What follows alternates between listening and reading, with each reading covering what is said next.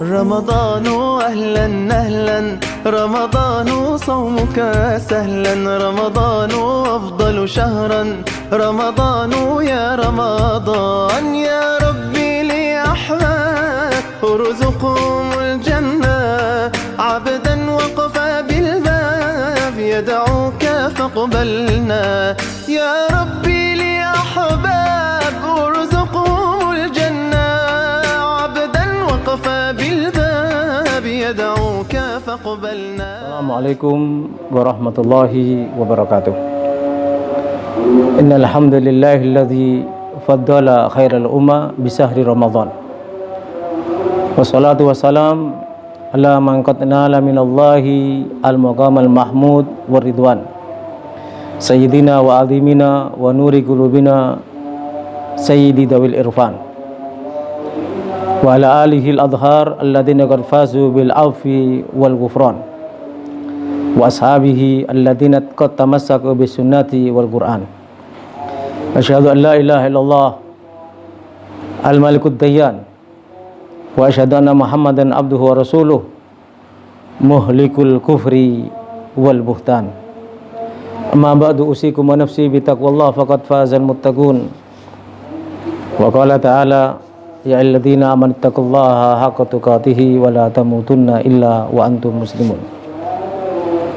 Para pemirsa yang dimuliakan oleh Allah Subhanahu wa taala. Mari kita perhatikan sabda baginda Nabi Muhammad sallallahu alaihi wasallam, yaitu fa'alaikum bi sunnati wa sunnati khulafa'ir rasyidin al-mahdiyyin addu 'alaiha bin nawajid. Sabda baginda Nabi Muhammad sallallahu alaihi wasallam yang beliau sampaikan untuk umatnya, berarti kita juga wajib atas kalian berpegang teguh dengan sunnahku, yaitu cara-cara yang telah diajarkan oleh Rasulullah tentang bagaimana memahami agama, tentang bagaimana memahami Al-Quran.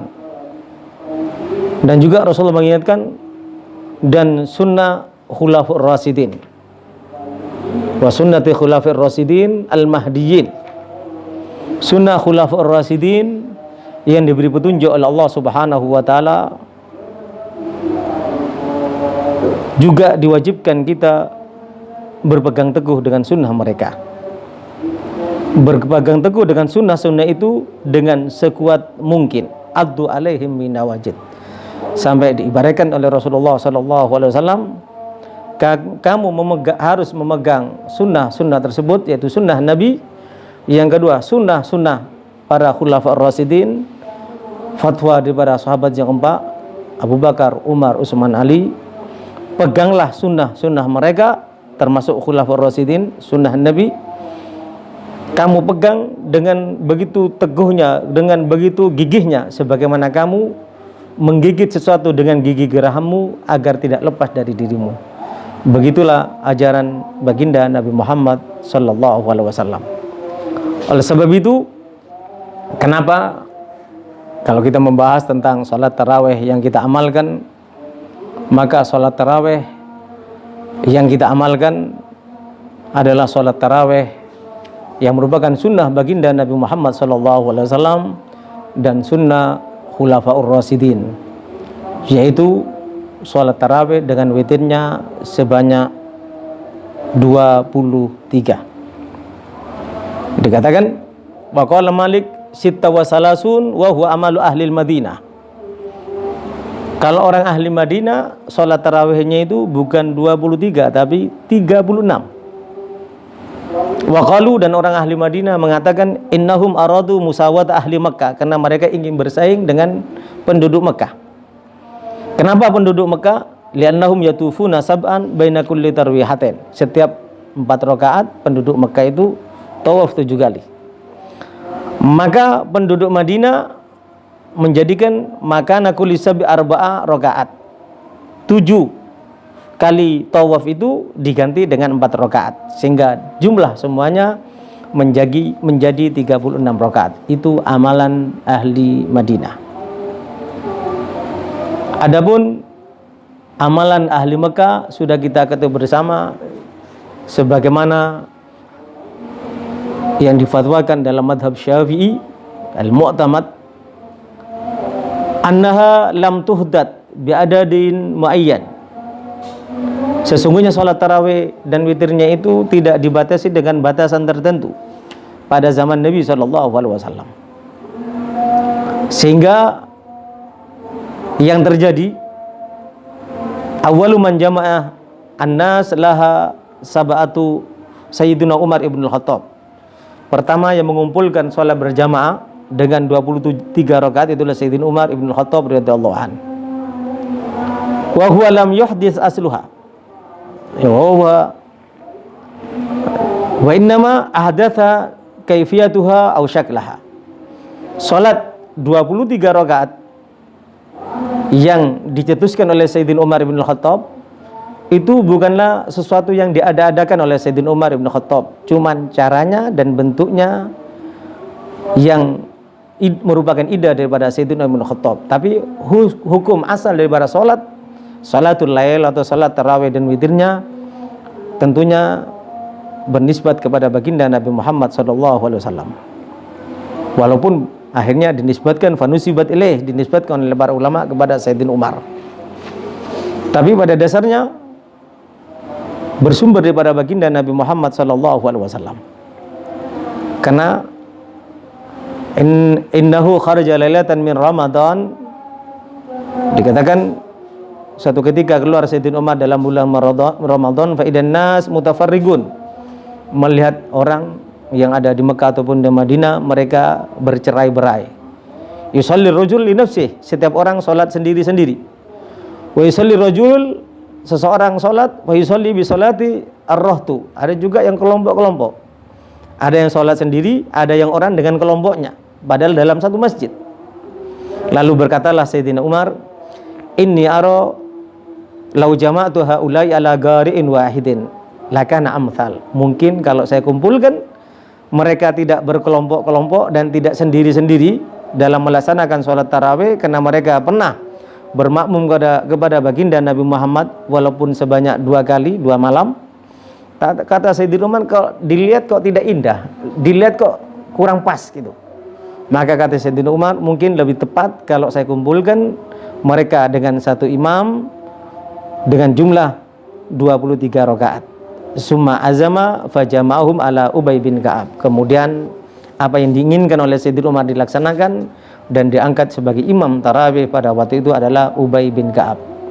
Li'annahu kana min ahfadis sahaba li kitabillah, karena hafalan yang paling hafal, yang paling bagus hafalnya di antara sahabat, di antaranya adalah Ubay bin Ka'ab. Kemudian kharaja lailatan ukhra wan nas yusalluna bi salati Ubay. Pada hari berikutnya Sayyidina Umar keluar melihat para sahabat sholat bermakmum kepada Ubay, dan pada saat begitu indah gerakan sholat tarawih dan witir yang dilakukan oleh sahabat pada zaman Sayyidina Umar dengan satu imam dengan jumlah 3 rakaat, maka Sayyidina Umar mengatakan nikmatul bid'ah hadihi, bid'ah yang paling nikmat adalah ini.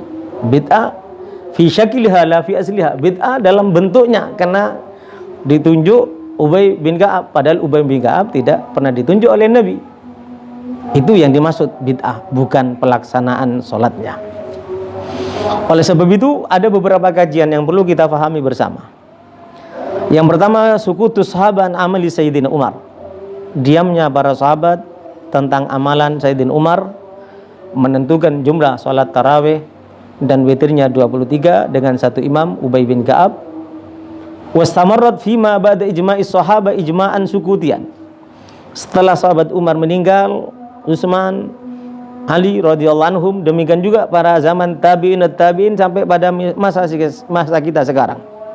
Dan tidak seorang ahli ilmu pun yang mengingkari apa yang dilakukan oleh Sayyidina Umar, bahkan mereka mengikuti dari masa sahabat sehingga masa ahli ilmu dan masa ahli hadis.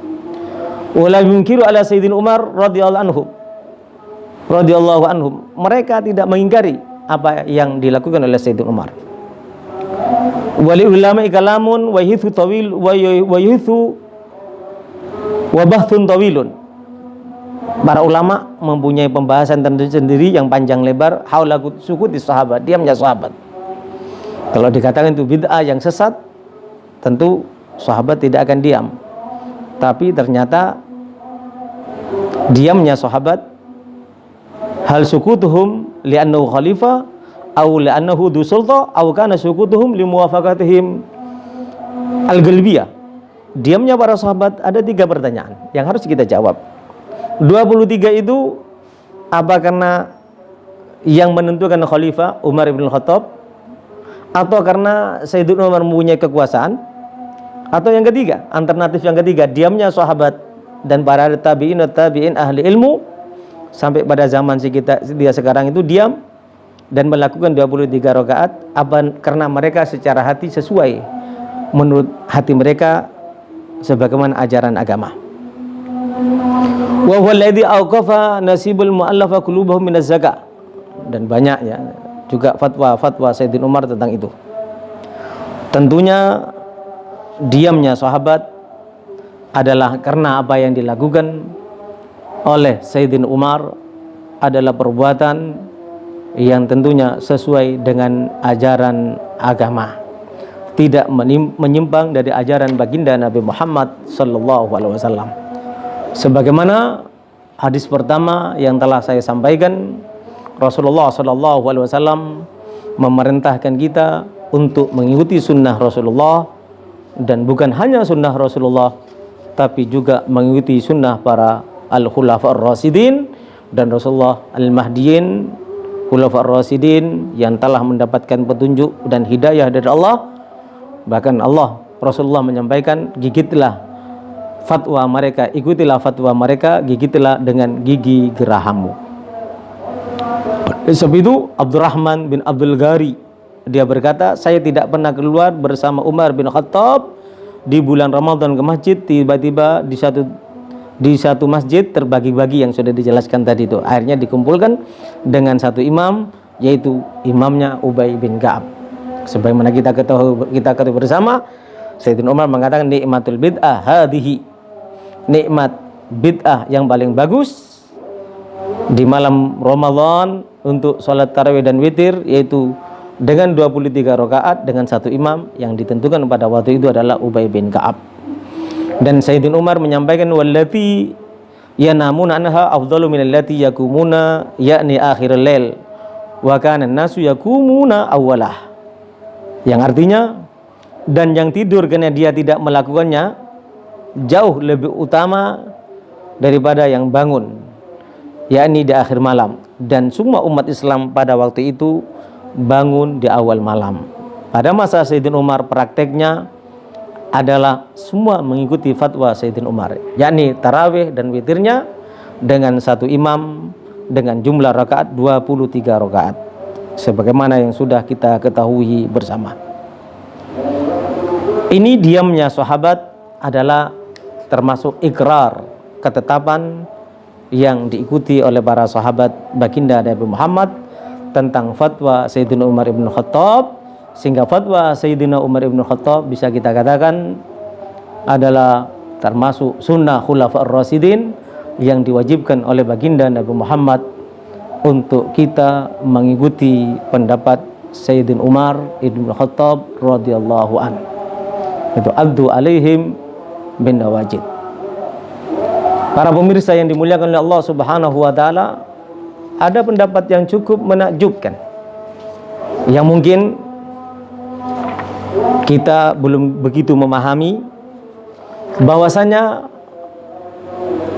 tidak seorang hafidh pun menyangka kesahihan riwayat ini, kesahihan riwayat yang menyebutkan jumlah rakaat dalam tarawih dan witir sebanyak 23 rakaat. Ya, tidak ada yang menyangka. Oleh sebab itu Ibnu Abdul Bar, Al-Hafidh Ibnu Abdul Bar lebih mengagungkan atau mengunggulkan, lebih mengatakan hadisnya lebih sahih yang menyebutkan 23 rakaat daripada yang menyebutkan 11 rakaat. Bahkan dia menganggap 11 rakaat itu hanyalah dugaan. Jadi 11 rakaat itu hanya dugaan yang bersumber daripada Sayyidah Aisyah radhiyallahu anha. Karena ada beberapa riwayat yang lainnya yang diantaranya dari Masruq. Sesungguhnya dia pernah datang kepada Sayyidah Aisyah lalu menanyakan tentang salat Rasulullah SAW di malam hari. Lalu Sayyidah Aisyah berkata pernah salat 13 rakaat, juga pernah mengatakan salat 11 rakaat, juga pernah mengatakan Sayyidah Aisyah bahwa Rasulullah SAW pernah salat sebanyak 9 rakaat.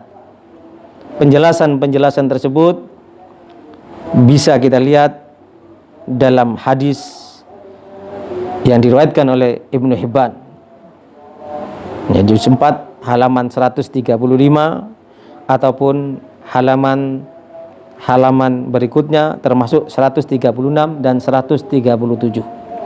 Begitu kalau kita ingin lebih memperluas pemahaman kita, apakah yang dikatakan Rasulullah tidak pernah sholat kecuali 11 rakaat, itu memang satu ketika Sayyidatuna Aisyah mengatakan seperti itu. Tapi dari Sayyidatuna Aisyah juga riwayat Ibnu Hibban menyebutkan Rasulullah pernah memang yang paling sering 11 rakaat, tapi pernah 13 rakaat, pernah juga 9 rakaat. Bahkan Abdullah bin Abbas dalam hadis riwayat Imam Muslim meriwayatkan Rasulullah SAW pernah malam hari, di mana Abdullah bin Abbas ini selalu kalau di rumah bibinya Abdullah bin Abbas, Ummul Mukminin, istri Nabi SAW, Abdullah bin Abbas selalu menjadi makmum. Dan Abdullah bin Abbas pernah menyaksikan baginda Nabi Muhammad salat sebanyak 13 rakaat. Hadisnya bisa kita rujuk, bisa kita buka dalam kitab riwayat Imam Bukhari. Ya, saya ulang kembali, menurut Ibnu Abdul Bar, riwayat yang mengatakan salat tarawih dengan witirnya 11 dan riwayat yang menyebutkan salat tarawih dan witirnya 23, riwayat yang menyebutkan witir dan tarawihnya 23 itu lebih kuat daripada yang menyebutkan hanya 11 rakaat. Namun kita tidak perlu mempertentangkan. Yang harus kita pertentangkan yang tidak memakmurkan bulan Ramadan dengan sholat malam atau qiyamul lail atau yang dikenal dengan sholat tarawih dan witir. Adapun ada beberapa koreksi dari beberapa yang dianggap ulama, bahkan orang-orang yang baru-baru sekarang ini menganggap adalah al-hafidh, ya. Pada dasarnya dia bukan al-hafidh, ya, pada dasarnya bukan al-hafidh. Dan pendapat-pendapatnya sering dijadikan sebagai rujukan untuk mengoreksi ulama-ulama terdahulu, yaitu yang dikenal dengan Nasiruddin Al-Albani, dikatakan Al-Hafidh, padahal bukan Al-Hafidh. Karena pada dites itu katanya Syekh Abdullah Al-Harari, dites hanya beberapa hadis, tidak hafal dengan sanad dan matannya. Apalagi cuman profesor atau doktor pada masa sekarang ini yang tidak banyak menghafal hadis. Bukan kelasnya al-hafidh, bukan menghafal hadis sebanyak 100.000 hadis dengan sanad dan matannya. Karena yang boleh mengatakan ini sahih, ini dhaif, apalagi mengatakan ini maudhu, itu adalah al-hafidh. Syekh Nasiruddin Al-Albani apalagi pengikutnya bukan al-hafidh, tidak sampai menghafal 100.000 hadis dengan sanad dan matannya, sehingga tidak bisa dijadikan pedoman untuk kita ikuti pendapatnya. Jadi jangan sembarangan, ya. Walaupun pada dasarnya kita tidak boleh mempertentangkan, ya, tidak boleh mempertentangkan sholat 11 rakaat atau 23 rakaat. Tidak perlu kita mempertentangkan. Boleh kita melakukan yang mana saja, tapi saling menyalahkan, bahkan mengatakan yang 23 itu adalah dhaif, bahkan bid'ah, itu pendapat yang perlu dikoreksi. Apalagi orang yang sekarang, karena berhak mengatakan hadisnya itu dhaif atau lemah kalau dia mendapat gelar al-hafidh. Al-hafidh itu hafal 100.000 hadis dengan sanad dan matannya. Jangankan orang-orang yang sekarang dengan hanya membaca kitab Jarh wa Ta'dil lalu mendhaifkan hadis yang ada di Bukhari, hadis yang ada di Kutubus Sittah dan yang lainnya dengan modal al-Jarh wa Ta'dil dengan tasyaddud, dengan terlalu keras dalam menilai sebuah hadis yang tidak sefaham dengan pendapatnya, itu tidak boleh. Itu tidak boleh. Saya ulang kembali. Nasiruddin Al-Albani sendiri adalah tidak sampai mencapai gelar Al-Hafidh, apalagi cuman pengikutnya. Karena pernah dites itu, Nasiruddin Al-Albani itu kata Syekh Abdullah Al-Harari pernah dites, hanya beberapa puluh hadis dia tidak hafal dengan sanad dan matannya. Makanya dia tidak berhak. Ya walaupun kalau kita baca kitab-kitab yang sekarang banyak yang memberi catatan kaki hadis ini disahihkan oleh Al-Albani. Kita tidak perlu menggubris itu. Hadis ini menurut Albani adalah dhaif. Itu kita tidak bisa menjadikan dia sebagai rujukan. Kalau yang mengatakan seperti itu Al-Hafidh Ibnu Abdul Bar yang mengatakan 23 rakaat hadisnya jauh lebih sahih daripada 11 rakaat untuk tarawih dan witir di bulan Ramadan. Yang mengatakan Abdullah bin Abdul Bar itu boleh kita jadikan rujukan karena Abdullah bin Abdul Bar itu sudah mencapai gelar Al-Hafidh. Ini yang perlu kita fahami bersama. Para pemirsa yang dimuliakan oleh Allah Subhanahu wa taala, itulah kenapa ulama-ulama kita melaksanakan sholat tarawih dan witirnya sebanyak 23 rakaat. Karena merujuk kepada pendapat para Al-Hafidh yang diantaranya Ibnu Abdul Bar mengatakan yang menyebutkan 23 rakaat daripada riwayat yang menyebutkan 11 rakaat, dari sisi kesahihan hadisnya adalah lebih sahih daripada yang menyebutkan 11 rakaat. Ini yang menyebut bukan Albani, karena Albani bukan Al-Hafidh. Ini yang menyebutkan Al-Hafidh Ibnu Abdul Bar, dan Al-Hafidh mulai sejak para zaman sahabat, di mana di situ banyak sahabat-sahabat besar. Banyak yang dikatakan oleh Rasulullah, ana madinatul ilm wa aliyun bubah, ada Sayyidina Ali bin Abi Thalib sebagai pintu daripada ilmu. Gudangnya adalah Rasulullah, dan Sayyidina Ali tidak mengingkari. Bahkan juga Sayyidina Ali mengatakan nikmatul bid'ah hadhihi. Saya ulang kembali, bid'ah itu bukan asal sholat 23 rakaat itu bid'ah, bukan. Bid'ah itu cara yang dilakukan oleh Sayyidina Umar, itu yang dikatakan bid'ah, baru diadakan pada masa Sayyidina Umar. Tapi perlu diingat, para sahabat-sahabat Nabi Muhammad, mereka sholat tarawih dan juga witir atau qiyamul lail dalam bulan Ramadan, jumlah mereka tidak terhitung. Ada sholat sendiri, ada sholat dengan kelompoknya, dan jumlah rakaatnya tidak terhitung. Apalagi seperti di Hadramut, para salafun soleh, para habaib sampai detik ini, ya, habis sholat dari satu masjid pindah kepada masjid yang lainnya, yang jumlah rakaatnya mungkin bisa jadi sampai 100 atau lebih. Bahkan para imam-imam yang kita seperti itu. Sholat ini yang lebih daripada 23 atau lebih daripada 11, tidak bisa kita katakan itu adalah perbuatan bid'ah. Apalagi ditegaskan oleh para Al-Hafidh. Oleh sebab itu juga mereka bersandarkan kepada hadis yang disampaikan oleh baginda Nabi Muhammad SAW. Di antaranya Rasulullah SAW menyampaikan, la tudiru bisalasin tusabbihu bil maghrib. Memang witir itu minimal 3, tapi kalau bisa jangan 3. Tapi Rasulullah SAW menyampaikan, walakin autiru bi khamsin au bi tis'in. Kalau bisa 5 au sab'in atau 7 au tis'in atau 9 au bi ihda asrata atau 11 au bi akthar min dalik atau lebih dari itu. Ini perlu kita pahami ya dalam memahami hadis.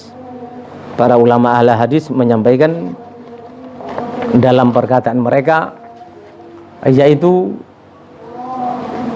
yang pertama, al-muthbit muqaddamun alal manfi, yang mengatakan Rasulullah 23 hadisnya lebih sahih daripada 11 itu muqaddam, lebih dikedepankan daripada yang mengatakan itu hadisnya tidak sahih, karena yang mendukung adalah para Al-Hafidh. Dan Sayyidina Umar serta para sahabat yang lainnya melihat memang pelaksanaan para sahabat seperti itu. Salat malamnya bukan hanya 11. Rasulullah SAW menganjurkan witir itu minimal 3, 5, 7, 9, 11. Bahkan Rasulullah SAW juga menyampaikan au bi aktsar min dalik.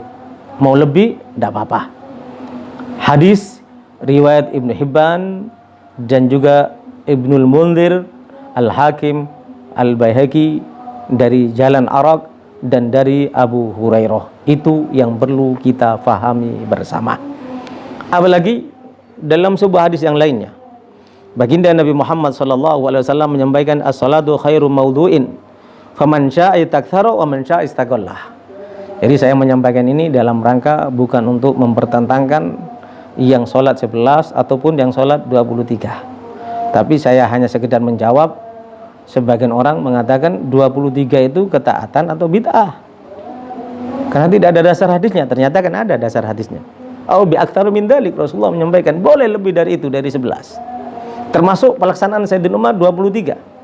Termasuk yang sudah kita fahami bersama penduduk Madinah 36. Termasuk yang kita fahami dan sejarah yang membuktikan daripada masa sahabat, tabi'in sampai Imam Syafi'i sampai kita, dari ulama-ulama al-hafidh, mereka para penghafal hadis yang menghafal 100.000 hadis dengan sanad dan matannya, mereka tidak ada yang mengingkari 23, bahkan mendukung yang 23. Termasuk di antaranya Ibnu Abdul Bar yang mengatakan riwayat yang menyebutkan kalau ditinjau dari segi hadisnya 23 lebih kuat daripada riwayat yang menyebutkan qiyamul lail, salat tarawih dan witir itu hanya 11 rakaat. Riwayat 23 itu lebih kuat.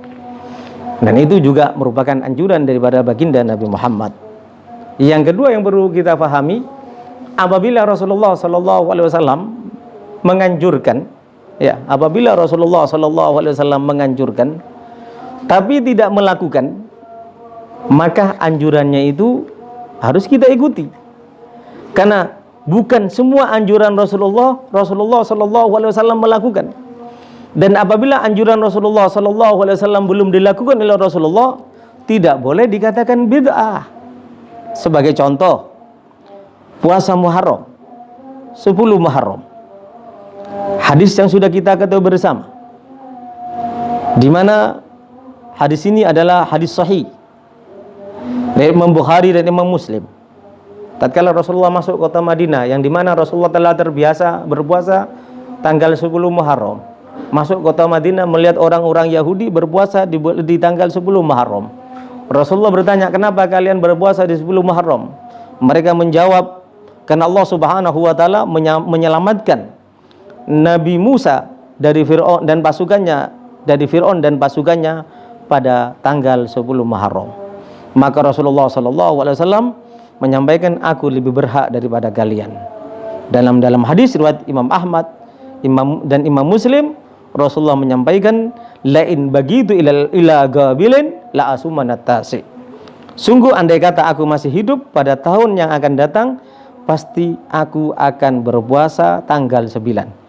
Yani sebelum puasa tanggal 10 Muharram, hadis ini menunjukkan Rasulullah SAW menganjurkan puasa Tasu'a atau 9 Muharram dan disertai puasa Asyura 10 Muharram, namun beliau tidak melakukannya dan tidak bisa dikatakan bid'ah. Sama dengan sholat tarawih ataupun witir yang berjumlah 23 rakaat atau lebih, sebagaimana yang dilakukan oleh penduduk Madinah sampai 36 rakaat. Yang dikatakan oleh Imam Malik, qala Malik, sitta wa thalathun wa huwa amalu ahli Madinah. Itu amalan ahli Madinah untuk mereka bersaing dengan penduduk Mekah, karena penduduk Mekah tiap dapat 4 rakaat 2 salam, tawaf 7 kali. Mereka orang Madinah tidak mau kalah dalam bersaing untuk mendekatkan diri kepada Allah Subhanahu wa taala, dan juga dalam rangka menyampaikan mengamalkan hadis baginda Nabi Muhammad, as-salatu khairu maudhu'in, salat adalah persembahan amal yang paling baik. Faman syaa istaktsara wa man syaa istaghallah. Maka barang siapa yang ingin memperbanyak untuk melaksanakan sholat, hendaknya dia perbanyak. Dan barang siapa yang ingin melakukannya dengan sedikit, ya lakukan dengan sedikit, tidak ada masalah. Ini dalam hadis Al-Bukhari serta Muslim Yang sudah disebutkan tadi menunjukkan yang sudah kita pahami bersama, salatul lail matsana matsana. Salat malam itu adalah 2 rakaat 2 rakaat. Dalam hadis ini tidak ada batasan bilangan jumlah rakaatnya. Tapi sunnahnya memang, kenapa? Orang yang bermadzhab Syafi'i witirnya pun 2 rakaat baru 1 rakaat. Ya tidak apa-apa, yang 3 rakaat langsung tidak apa-apa, kita tidak mempermasalahkan. Orang yang 11 rakaat salatnya, orang yang menyambung 3 rakaat menjadi 1, kita madzhab Syafi'i 2 rakaat baru witirnya nanti 1 rakaat terakhir. Jadi 2 rakaat pertama witir, kan 3 minimal biasanya kita lakukan, 1 rakaat kita pisahkan dengan yang 2 rakaat. Itu tidak apa-apa. Kita mengikuti hadis Rasulullah SAW, dan hadis itu tidak membatasi jumlah rakaat salat tarawih dan witir hanya 11, tidak. Bahkan dalam hadis yang sudah kita baca beberapa kali yang kita sebutkan, bisa 7, bisa 3, bisa 5, bisa 9, bisa 11, bahkan bisa 20, 40, 100 atau lebih, tidak ada larangan. Rasulullah menyampaikan, faman syaa istaktsara wa man syaa istaghallah. Yang 11 rakaat tidak bertentangan dengan hadis Rasulullah, yang 23 rakaat tidak bertentangan dengan hadis Rasulullah, yang 36 penduduk Madinah melakukan tidak bertentangan dengan hadis Rasulullah, yang 23 yang pernah dilakukan oleh para penduduk ahli Mekah dicampur dengan tawaf setiap 2 rakaat salam, untuk 4 rakaatnya dicampur dengan tawaf 7 kali, juga tidak bertentangan dengan anjuran dan didikan Rasulullah. Yang bertentangan itu yang tidak sholat wajib, yang bertentangan itu yang tidak mengamalkan sunnah Rasulullah, itu yang tidak qiyamul lail, sholat malam, baik itu dengan 11 ataupun 23 rakaat. Jadi para pemirsa yang dimuliakan oleh Allah, mari kita jaga lidah kita, jangan menyesat-nyesatkan orang, dan jangan membanggakan kita karena bergelar doktor ataupun profesor sekalipun, apalagi kalian adalah pengikut Syekh Nasiruddin Al-Albani rahimahullah, kalian masih keilmuannya di bawah Syekh Nasiruddin Al-Albani. Dan dalam koreksi daripada Syekh Abdullah Al-Harari, Al-Albani bukanlah seorang al-hafid yang menghafal 100.000 hadis dengan sanad dan matanya. Oleh sebab itu, hadis yang dikatakan dhaif oleh Al-Albani, perkataan Al-Albani tidak bisa kita jadikan sebagai rujukan. Apalagi hanya para pengikutnya yang bergelar doktor, yang bergelar S1, S2 ataupun S3 ataupun profesor sekalipun, karena imamnya sendiri tidak mencapai gelar al-hafidh. Jadi dalam kesempatan ini bukan dalam rangka saya untuk mengoreksi faham-faham yang berbeda dengan 23 rakaat, dan saya tidak mengatakan mereka sesat. Boleh saja, tapi mari kita hormati yang 11 rakaat, kita hormati yang 23 rakaat, bahkan yang 36 atau yang lebih dari itu, karena semuanya merujuk kepada perintah baginda Nabi Muhammad, man syaa falyastakthir wa man syaa falyastakil. Yang mau memperbanyak lebih dari 11 silakan, yang 11 silakan. Ini anjuran daripada baginda Nabi Muhammad. Mudah-mudahan apa yang saya sampaikan menjadikan tumbuhnya ukhuwah Islamiyah di antara kita, sehingga kita satu sama lain tidak saling menyesatkan. Dan Islam datang adalah sebagai agama yang rahmatan lil alamin sama kita. Kita menyampaikan kebenaran bukan memukul, tapi kita merangkul. Kita mengoreksi dan memberi jawaban bukan untuk menjatuhkan, tapi untuk menampakkan kebenaran. Pada dasarnya semuanya bersumber daripada baginda Nabi Muhammad. Mudah-mudahan apa yang saya sampaikan, kalau ada kesalahan adalah dari diri saya minta maaf yang sebesar-besarnya. Kalau kebenaran, dan memang dalil-dalil yang saya sampaikan cukup akurat, dari kitab-kitab rujukan yang cukup akurat, mudah-mudahan itu adalah memang datangnya murni dari Allah, dan mudah-mudahan bermanfaat bagi kita semuanya. Wal afwa minkum, wassalamualaikum warahmatullahi wabarakatuh.